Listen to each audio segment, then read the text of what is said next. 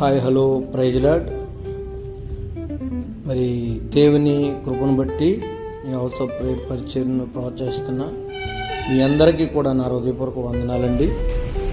మరి ఈరోజు దేవుని వాక్యం చూసుకుందామండి. దేవుడు మరి ఏం మాట్లాడుతున్నారో ఒకసారి ఆలోచించేద్దాం. మరి దేవుని వాక్యము అంటుంది, ప్రకటన గ్రంథము 2వ అధ్యాయము 4వ వచనంలో ఒక మాట చూసుకుందామండి. అయినను మొదటి నీకుండిన ప్రేమను నీవు వదిలితివని నేను నీ మీద తప్పు ఒకటి మోపవలసి ఉన్నది. Praise Lord. చూడండి, ఈ మాట మనము ఆలోచించగలిగితే సంఘాన్ని ఉద్దేశించి కావచ్చు, ఒక విశ్వాసాన్ని ఉద్దేశించి కావచ్చు, దేవుడు చక్కని మాట తెలియజేస్తున్నారు.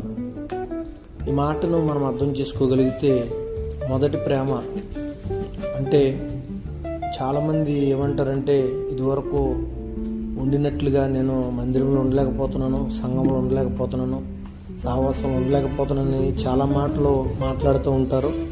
అదేవిధంగా మునుపు ప్రార్థన చేసిన రీతిలో నేను చేయలేకపోతున్నాను, మునుపు సహవాసంలో ఉన్న రీతిలో నేను ఉండలేకపోతున్నాను, మునుపు పాటలు పాడిన రీతిలో నేను పాడలేకపోతున్నాను, అసలు ఏమైంది ఏంటో అని చెప్పి ప్రార్థనలో జ్ఞాపకం చేస్తూ ఉంటారు. ఇలాగా దేవుడు అంటున్న మాట ఏంటంటే, సంఘం గురించి మాట్లాడుతున్న మాట. అది నీ కొరకైనా అవ్వచ్చు, నా కొరకైనా అవ్వచ్చు. మనం దయచేసి అర్థం చేసుకోగలిగితే మునుపున్న ప్రేమ ఏమైంది నీలో?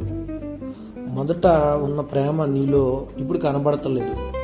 ఏ పరిస్థితులు గుండా నువ్వు ప్రయాణం చేయగలుగుతున్నావు, ఎవరిని చూసి నువ్వు ప్రయాణం చేయగలుగుతున్నావు, ఎవరిని చూసి నేర్చుకోగలుగుతున్నావు, ఏ మార్గాల్లో నువ్వు ప్రయాణం చేయగలుగుతున్నావు అని ఆలోచన చేయగలిగితే చాలా శ్రమల్లో కానీ కష్టాల్లో కానీ అనేకమైన దొంగ ప్రవర్తనలు కావచ్చు, దొంగ బోధకులు కావచ్చు, దుర్బోధకులు కావచ్చు వచ్చిన సమయాల్లో ఆ సంఘమంట పడిపోకుండా చాలా మెలకువ కలిగి ప్రయాసపడ్డదంట ఆ సంఘము. ఆ సంఘం గురించి తెలియజేస్తున్న మాట మనం ఆలోచన చేయగలిగితే అంటున్న మాట ఏంటి తెలుసా? ఆయన ఏమంటున్నాడు తెలుసా? అయినను మొదట నీకుండిన ప్రేమ నీవు వదలితివని నేను నీ మీద తప్పు ఒకటి మోపవలసి ఉన్నది. దేవునికి అవకాశం ఇవ్వకూడదని మన జీవితాల్లో.